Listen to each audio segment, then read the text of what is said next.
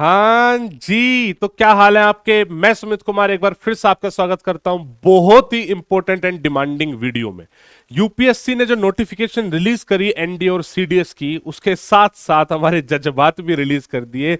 Because इतनी complicated form filling process बना दी कि एक नॉर्मल बच्चा उस फॉर्म को भरने में असक्षम है। मैं सच बता रहा हूं, इतना कॉम्प्लिकेटेड प्रोसेस है। मैंने खुद जब ये फॉर्म भरा है तो मुझे 5 से 6 घंटे लग गए करेक्ट तरीके से चीजों को भरने में, ताकि कोई मिस्टेक ना हो जाए। और उसके साथ साथ यूपीएससी ने यह भी बोल दिया कि भाई साहब, अगर कोई गलती होगी तो कोई सुनवाई नहीं है, कोई करेक्शन विंडो नहीं है। तो चाचा जी, इत्मीनान से बात को समझिए कि आप सबसे पहले तो फॉर्म भर रहे हैं, तो जो मेरी वीडियो है अभी, जिसमें अभी स्टेप बाय स्टेप बताने वाला हूं, मैंने कम से कम 80-90 स्क्रीनशॉट लिए हैं जिसमें एक एक चीज आपको समझाई है। तो स्टेप बाय स्टेप प्रोसेस आपको मैं समझा रहा हूं। आप इस वीडियो को एक अपने लैपटॉप पे खोल लीजिए या अपने फोन में खोल लीजिए और पैरेलल अपना फॉर्म खोल लीजिए। स्टेप बाय स्टेप उस फॉर्म को भरते हुए चलते। बहुत कॉम्प्लिकेटेड है, कोई गलती ना हो, तो इसलिए इत्मीनान से भरिएगा। कोई टाइम लग जाए कोई दिक्कत नहीं है। यूपीएससी के सर्वर में इश्यूज है, कोई कोई स्टेप ना हो रहा हो तो बार बार उसको कर लेना, थोड़ी देर बाद कर लेना, लेकिन इत्मीनान से करना। इस वीडियो को शुरू कर रहे हैं और भाई I wish you all the best. घबराना नहीं है, फॉर्म को अच्छे से फिल कर देना है। हाँ जी, हम आ गए हैं upsconline.nic.in की वेबसाइट पे। पूरी की पूरी वेबसाइट एकदम नई बनी है, इसी वजह से ये सारा झमेला हो रखा है। राइट, तो आपको upsconline.nic.in पे आ जाना है। मैं अब बताता हूँ, मैंने पूरा पूरा फॉर्म भर लिया है, तो स्टेप बाय स्टेप आपको दिखा रहा हूँ कि क्या क्या आपसे पूछा गया होगा, हर एक चीज।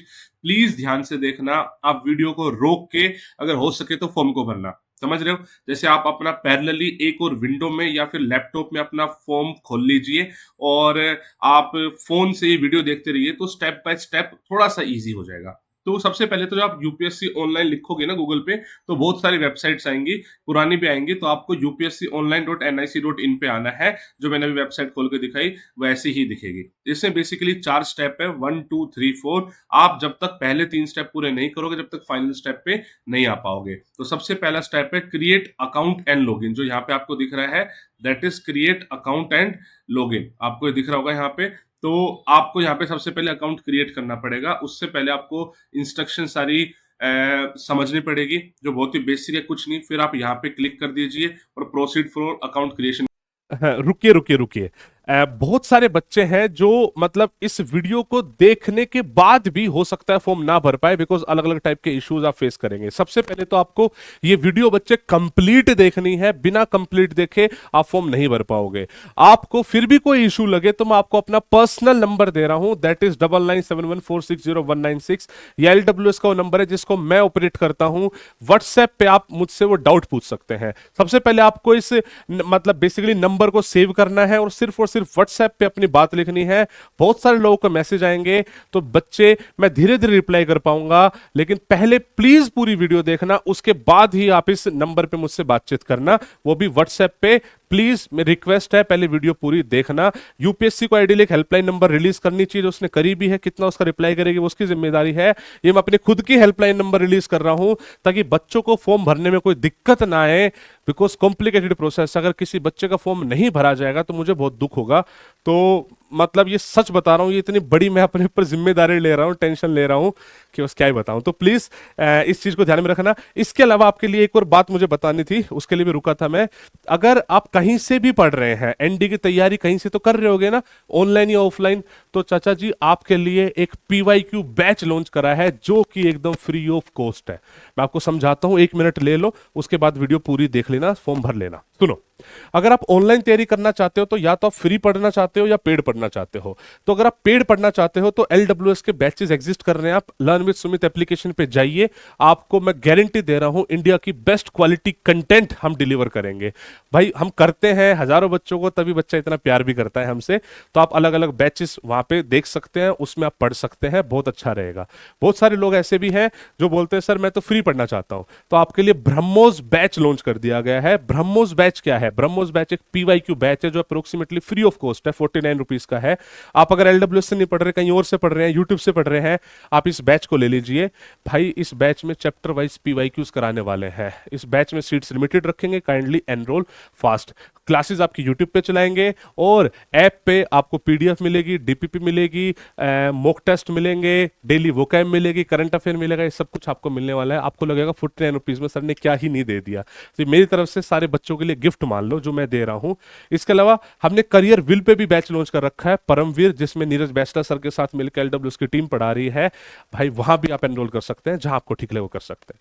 जो बच्चा बोलता है कि नहीं सर मुझे तो ऑफलाइन आना है, डिसिप्लिन इन्वायरमेंट में पढ़ना है, तो 3 महीने का बैच जिसका नाम है योद्धा बैच हमने लॉन्च करा है 5 जून से। ये 3 महीने का बैच होगा, दिल्ली में होगा, 33,000 रुपीज फीस होगी। Discipline environment, 1-to-1 attention, personalize तरीके से आपको गाइडेंस देने की जिम्मेदारी एलडब्ल्यू टीम यहाँ पे देती है। आप ये भी कर सकते हैं। ये मैंने इसलिए बता दिया बिकॉज आप फॉर्म तो भर रहे हो, बट उसके साथ साथ ये भी तो जरूरी है ना कि आप तैयारी ठीक से करो।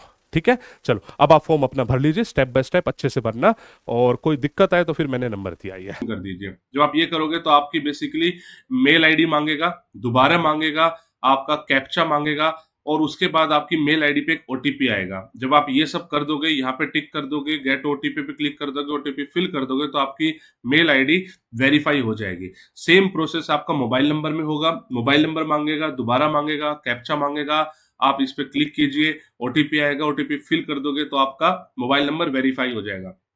भाई साहब प्लीज एक बात का ध्यान रखना, जो ये आपकी मेल आईडी और मोबाइल नंबर है, ये परमानेंट होना चाहिए, इसको आप चेंज ना कीजिए। जब आपका रिटर्न क्लियर हो जाता है, उसके बाद एसएसबी में ये बहुत बड़ी दिक्कत क्रिएट करता है। और जितना कॉम्प्लिकेटेड सिस्टम आज की डेट में यूपीएससी ने बना दिया है, मतलब मैं समझ ही नहीं पा रहा हूं कि आगे जाके किस तरीके से बच्चा फॉर्म भरेगा। तो प्लीज प्लीज प्लीज, आपकी जो मेल आईडी है और आपका जो फोन नंबर है, दैट शुड बी परमानेंट, और उसमें कोई चेंज नहीं होना चाहिए। उसके बाद आपको अपना पासवर्ड बनाना है अपनी प्रोफाइल का। सबसे इजी मेथड होगा, आप अपनी मेल एंड पासवर्ड से लॉगिन करो। उससे मल्टीपल विंडो में भी लॉगिन हो जा रहा है। तो पासवर्ड की प्रॉपर कंडीशन है, ये सर कर करा के आप अपना पासवर्ड बना लीजिए, कंफर्म कर दीजिए। जब आप ये कर लोगे तो दोबारा यूपीएससी वेबसाइट पे जाओगे, लॉगिन पे क्लिक करोगे। ये 3 तरीके हैं जिस तरीके से आप लॉगिन कर सकते हो। मैंने बताया मेल आईडी एंड पासवर्ड सबसे कारगर फिलहाल चल रहा है, तो उस पे करके आप प्लीज अपना लॉगिन कर लीजिए। जब आप लॉगिन कर लोगे तो यहाँ पे आपकी बेसिकली डिटेल दिखेगी छिपी छिपी सी ऐसे। और अब आप मतलब काइंड ऑफ रेडी हो कि भाई आपको अपना फॉर्म भरना है, अब जाके रेडी हुए हो। ठीक है, चलो अब आपको आना पड़ेगा स्टेप पे, दैट इज यूनिवर्सल रजिस्ट्रेशन। आपका पहला स्टेप हो चुका है, अब आपको दूसरे स्टेप पे आना है, यूनिवर्सल रजिस्ट्रेशन। एक्चुअली है क्या, जो पहले 3 स्टेप है ना, ये आपको एक बार ही फिल करने हैं। चौथा स्टेप फिर आपको, मतलब जैसे अगली बार सपोज करो एनडीए का फॉर्म भरोगे तो सीधा चौथा स्टेप ही फिल करना है। पहले 3 स्टेप कॉमन है जो आपको एक बार फिल करने पड़ेंगे। इसमें प्रॉपर इंस्ट्रक्शन दी हुई है आपके नाम के लिए, आपके पिताजी के नाम के लिए, माताजी के नाम के लिए, कि फर्स्ट नेम में क्या लिखना है, सेकंड में क्या लिखना है, मिडिल में क्या लिखना है। आप प्लीज इसको ध्यान से समझ लेना। आपके नाम में, आपके मम्मी पापा के नाम में और डेट ऑफ बर्थ के नाम में अगर कुछ इशू होता है तो आप यकीन मानो कि आप बहुत ज्यादा आगे जाकर प्रॉब्लम फेस करोगे। तो इसको ध्यान से पढ़ लो, बहुत ही क्लियर है, इसमें कोई दिक्कत वाली बात नहीं। अगर आप, जैसे मेरा नाम सुमित कुमार है तो मेरे मिडिल नेम में कुछ नहीं आएगा, last name is Kumar, middle name खाली जाएगा, राइट। तो ये आप देख लीजिएगा प्लीज।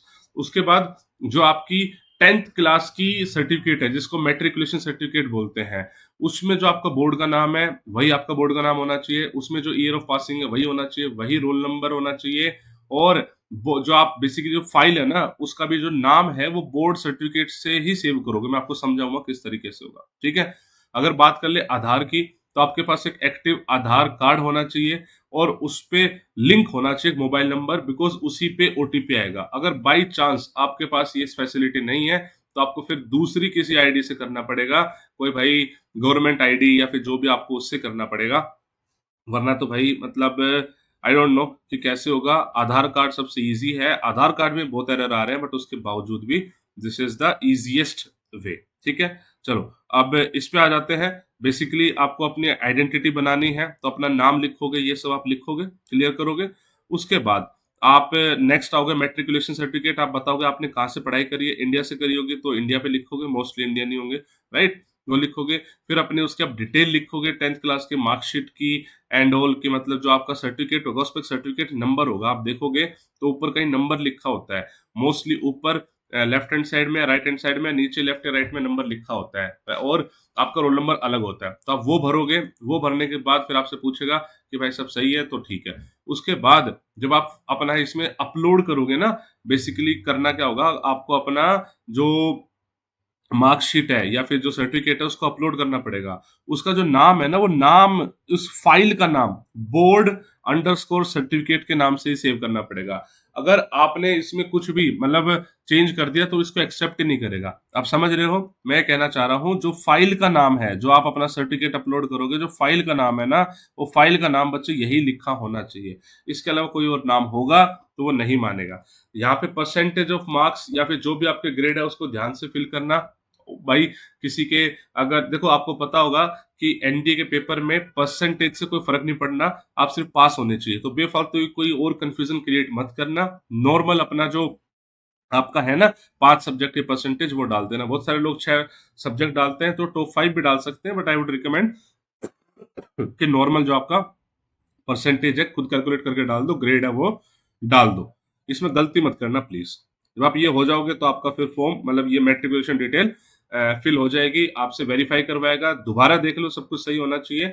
उसके बाद आगे बढ़ जाना और यहाँ पे ओके कर दोगे तो आप आगे बढ़ जाओगे। ठीक है, फिर आधार कार्ड आपसे या फिर फोटो आईडी मांगेगा, जिसमें आपसे बोलेगा भाई आधार कार्ड का क्या स्टेटस है बता दो। आप बता देना आपके पास आधार कार्ड है नहीं है। आप फिर जब अपना कंसेंट दे दोगे तो यहाँ पे आधार नंबर डालोगे, उसके बाद ओटीपी आएगा। यहाँ पे बहुत इशू आया है, यहाँ पे इतना ज्यादा सर्वर इशू है कि आपका यहाँ पे बार बार एरर आ जा रहा है, ओटीपी आ ही नहीं रहा है, एरर आ जा रहा है। तो इस केस में आपको क्या करना है बच्चे, लॉग आउट करके इनकॉग्निटो में ट्राई करना है। आप इनकॉग्निटो मोड खोलिए, उसमें ट्राई कीजिए। मैं आपको रिकमेंड करूंगा प्लीज आप मोबाइल से ना भरे फॉर्म को, आप लैपटॉप से ही भरे, बिकॉज वरना मोबाइल में तो बहुत ज्यादा दिक्कत हो जाएगी। तो इनकॉग्निटो में खोल के दोबारा ट्राई करो, आज नहीं हो रहा तो कल ट्राई करो, कोई और ऑप्शन बच्चे इसमें है नहीं। ओटीपी आ जाएगा तो फिर आपकी बेसिक सारी दोबारा वेरिफिकेशन डिटेल बोलेगा, भाई चेक कर लो। चेक कर लोगे तो जब सब कुछ ठीक है तो इसको लॉक एंड सबमिट कर लोगे। भाई इसमें क्लियर बोल रहा है कि अगर आपने एक बार सबमिट कर दी तो उसके बाद आप इसको चेंज नहीं कर पाओगे। सब कुछ दोबारा से कंफर्म करके ही आप प्लीज इसको प्रोसीड कीजिएगा। जब प्रोसीड कर लोगे तो अब नेक्स्ट स्टेप आ जाएगा, that is common application form. इसमें आप लेफ्ट साइड में देख रहे हो, ये सारी की सारी डिटेल्स आपको भरनी पड़ेगी, जो बहुत ही ज्यादा कॉम्प्लिकेटेड है। तो इसमें ये देख रहे हो कि आपको पेरेंट की प्रोफाइल, अपनी profile, social category, disability, address, education, employment, achievement, previous paper, photo, signature, सब कुछ अपलोड करना है। टोटल आपकी 10 प्रोफाइल या फिर इसको 10 मॉड्यूल बोलेंगे। जब तक ये कंप्लीट नहीं होगी तब तक आप आगे नहीं बढ़ पाओगे। तो इसके अब स्टेप बाय स्टेप चलते हैं। अच्छा, उससे पहले उन्होंने कुछ कुछ डॉक्यूमेंट की इंस्ट्रक्शन दी हुई है कि अगर आप अपना कास्ट सर्टिफिकेट अपलोड करते हो तो देखो ये है आपकी फॉर्मेट, ये होना चाहिए फाइल का, साइज ये होना चाहिए और फाइल का नाम ये होना चाहिए। फाइल का नाम इज वेरी इंपॉर्टेंट। आप देख रहे हो अगर आपका ये नहीं होगा तो आपका वो अपलोड मानेगा ही नहीं। तो आप फॉर्म भरने से पहले अपने इन सब डॉक्यूमेंट्स को इसी फाइल नेम से और इसी फाइल साइज में एडजस्ट कर ले। जो बच्चा फाइल साइज में एडजस्ट करने में इशू करता है तो गूगल पे हो जाता है बच्चे। अच्छा, मैं आपको सजेस्ट करूंगा अगर आप कंप्यूटर वगैरह कम यूज करते हैं तो प्लीज कैफे पे जाके इस फॉर्म को भरना, बिकॉज बहुत कॉम्प्लिकेटेड है, टाइम लेगा, कैफे वाला भी अच्छा खासा पैसा लेगा। सबसे पहले आपकी पर्सनल प्रोफाइल मांगेगा, नेशनलिटी मांगेगा, मदर टंग मांगेगा, स्टेट ऑफ डोमिसाइल मांगेगा। स्टेट ऑफ डोमिसाइल जहां पे आप रहते हो, मतलब जहां की परमानेंट रेजिडेंटशिप है आपके पास, डोमिसाइल उसको बोलते हैं। ठीक है, मैरिड तो अपन मैरिड ही हो गए, ये सब चीजें आप भरोगे। फिर प्लेस ऑफ बर्थ के बारे में आप सब कुछ भरोगे, कहाँ पे आपका जन्म हुआ है, डिस्ट्रिक्ट से लेके गांव से लेके सब कुछ भरोगे। ठीक है, ये बहुत इंपॉर्टेंट है। ऑल्टरनेट कॉन्टेक्ट इन्फॉर्मेशन मांग रहे हैं।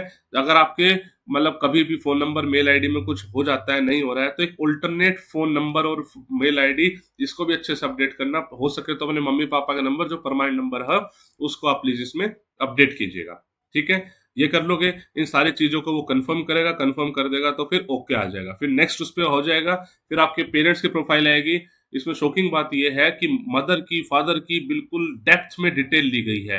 ठीक है, मतलब हर एक चीज ली गई है कि मतलब मदर का एड्रेस भी, अगर किसी का फादर मदर का एड्रेस अलग अलग है तो उनके आधार कार्ड के हिसाब से चलिएगा बच्चे। जो उनके आधार कार्ड पे एड्रेस होगा ना, उसी आपको आप यहाँ पे लिखना। अगर वो सेम है तो सेम लिखना और सब कुछ एकदम यहाँ पे सच लिखना, कोई इसमें मतलब गलती ना करे।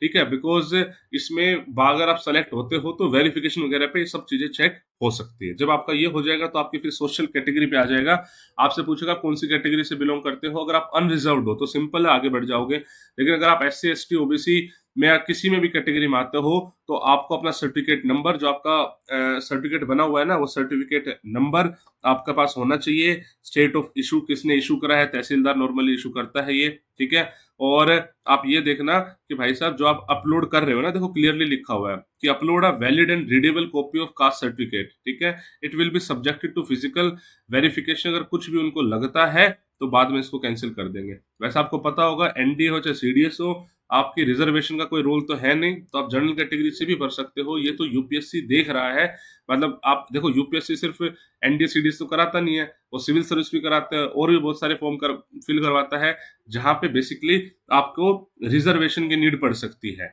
तो ये जो अभी आप फॉर्म भरोगे कॉमन एप्लीकेशन फॉर्म, इसमें आप इस बात का ध्यान रखना कि जो आपकी कैटेगरी है उसी के थ्रू जाओ, बिकॉज ये चेंज नहीं हो पाएगा, ये तो फिक्स हो गया। कल को आप सिविल सर्विसेज देना चाहोगे, यहाँ पे जनरल भर दिया तो चाचा जी वहां पे आप जनरल ही कहलाओगे, बिकॉज इसमें कोई चेंज की गुंजाइश यूपीएससी दे नहीं रहा है। तो आपके पास सर्टिफिकेट होना चाहिए, नहीं है तो आपको बनवाना पड़ेगा। इसके अलावा भाई कोई और तरीका नहीं है, सिंपल एंड सॉर्टेड सी बात है, आपको बनवाना ही पड़ेगा। जो भी आपके पास पुराना है तो पुराना अपलोड कर दो, लेकिन आप इस बात का ध्यान रखें कि एनडीए सीडीएस फोकस ना रखें। मतलब एनडीए सीडीएस तो भाई अभी फॉर्म भर रहे हो, कल को अगर सिविल सर्विसेज भरना होगा तो आप जनरल में ही काउंट हो जाओगे, अगर आपने अभी जनरल भर दिया तो। प्लीज जो आपकी कास्ट है जिस भी तरीके से, आप उसी को ही भरिएगा। जब कर दोगे तो ओके हो जाएगा, फिर आप आगे चलोगे। डिसेबिलिटी सर्टिफिकेट, डिसेबिलिटी वैसे तो एनडीए सीडीएस वाला बच्चा डिसेबिलिटी के बाद एलिजिबल हो ही नहीं पाता है, तो उनके लिए है ही नहीं। बट फिर भी मान लो कोई है तो आपको इस पर नो कर देना है, ठीक है। नो कर दोगे आपकी डिसेबिलिटी अपलोड हो जाएगी। फिर आता है आपका एड्रेस, इसमें आपका एड्रेस, आपके पापा का एड्रेस, आपके मदर का एड्रेस, तीनों का एड्रेस मांग रहा है बच्चे, जिसको आप फिल करोगे, ठीक है। और ये आधार कार्ड के हिसाब से कर लोगे तो ज्यादा बेटर रहेगा। इसमें परमानेंट और प्रेजेंट दो है। आपका प्रेजेंट जहां पे आप रहते हो, बेसिकली वहां पे वेरिफिकेशन होगी, जो भी आप यहाँ पे एड्रेस भरोगे आप सिलेक्शन हो जाता है, ज्वाइनिंग से पहले आपकी वेरिफिकेशन होती है, तो इन एड्रेस पे पुलिस जाएगी और वेरीफाई करेगी, तो इस हिसाब से प्लीज आप भरिएगा। दोनों सेम है तो यस करके सेम पे क्लिक कर दीजिएगा। Same goes with mother, same goes with father का एड्रेस आपको भरना पड़ेगा, ठीक है। जब ये कर दोगे तो आपकी ये वाली प्रोफाइल पूरी हो जाएगी एड्रेस वाली। अब आ जाते हैं एजुकेशन पे। अगर आपने क्लास 12 पास कर ली है, या क्लास 12 में हो, ग्रेजुएशन में हो या पास कर लिया हो, तो सारी चीज आपको एक एक करके भरनी पड़ेगी, स्टार्टिंग फ्रॉम क्लास 12 से स्टार्ट होगा, ठीक है। तो आप क्लास 12 का करोगे तो उसमें आपसे पूछेगा कि भाई कौन सा लेवल है, अपीयरिंग हो या पास हो, कौन से स्कूल से पढ़े हो, कंप्लीट स्कूल का नाम लिखना, एग्जामिनेशन बोर्ड सेलेक्ट करना, अपने जो सब्जेक्ट है उनको कॉमा डाल डाल के लिखना, और डेट ऑफ ज्वाइनिंग। जैसे अगर आप क्लास 12 में हो तो क्लास 12 में कब आए थे, तो एक अप्रोक्सीमेट डेट चलेगी और एक एक्सपेक्टेड डेट चलेगी जब आपकी कंप्लीट हो जाएगी। जो बच्चा क्लास 12 अपीयरिंग है तो अपने अपने हिसाब से 30 अप्रैल, 5-6 मई कुछ भी डाल सकता है, कि जब तक उनके पेपर वेपर कंप्लीट हो जाएंगे। क्लियर होगी बात। जिस मीडियम से आप पढ़ रहे हो वो मीडियम डालोगे, हिंदी है, इंग्लिश है, कोई और मीडियम है वो आप डालोगे। ये एक्सपेक्टेड में बच्चों को इशू आ सकता है, मैंने बता दिया, अपने अंदाजे से डाल दोगे। बेसिकली 10 मई से पहले पहले डाल देना बस, कोई भी डेट जो अब जो मतलब हो चुका है। अगर सपोज करो कोई बच्चा 12th पास हो चुका है तो जिस दिन उसका रिजल्ट आया है वो डेट डाल देगा वो, ठीक है। आप इसको कंफर्म कर दोगे, ओके हो जाएगा, तो आपकी कंप्लीट हो जाएगी।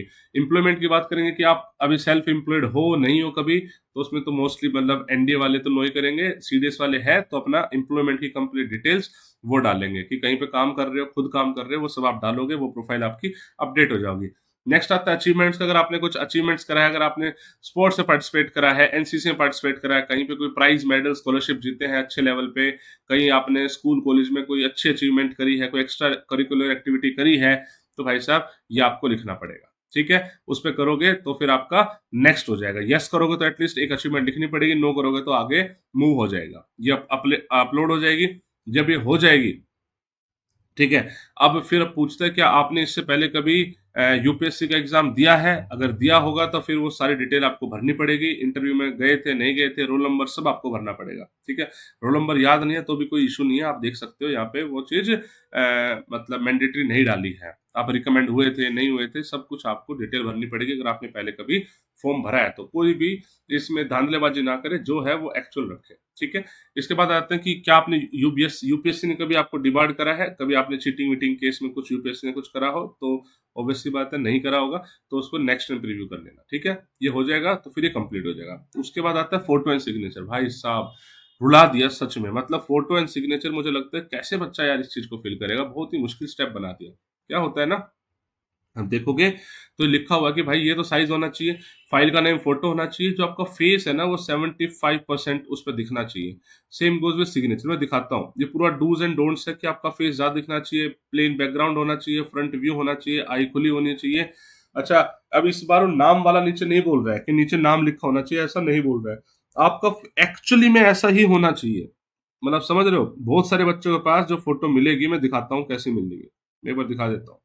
वो शायद हमने पता नहीं यहाँ पे ली नहीं ली है। मतलब मैं बताता हूँ बच्चे, ये कैप हटा दो, मान लो इस बच्चे की ना, देखो अगर इस बच्चे की कैप हटा दो तो फोटो आपको ठीक लग रही है, भाई ये भी नहीं लेगा।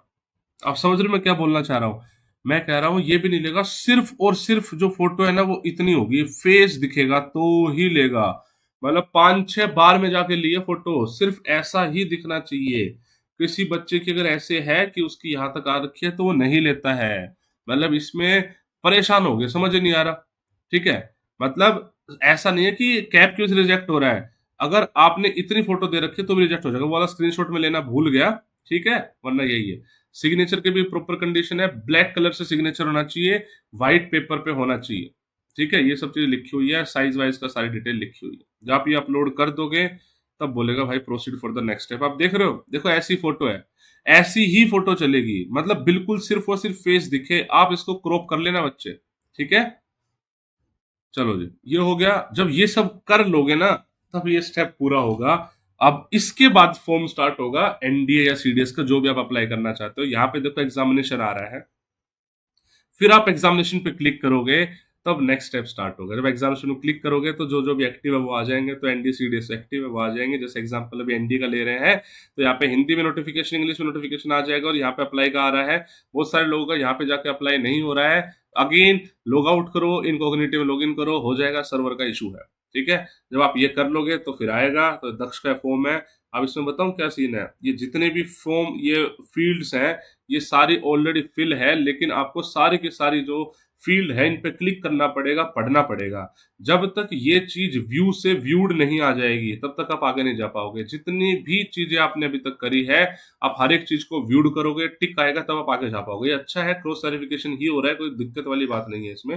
फिर आप टिक कर दोगे, फिर आप बोलोगे कि lock common application form and proceed. जब आप इसको प्रोसीड कर दोगे तो आपसे पूछेगा भाई साहब इसके बाद कोई चेंज नहीं कर पाओगे, आप बोलोगे ओके जी कोई दिक्कत वाली बात नहीं है, तब जाके आपकी एप्लीकेशन की मैंडेटरी डिटेल्स लॉक हो जाएंगी।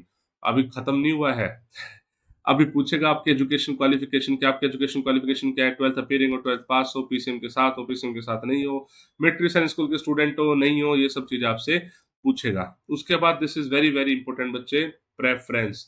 प्रेफरेंस के लिए स्पेसिफिकली बोला है कि अगर आपने प्रेफरेंस को नहीं भरी तो वो सर्विस आपको नहीं मिलेगी। आपको 1 2 3 4 करके भरना है।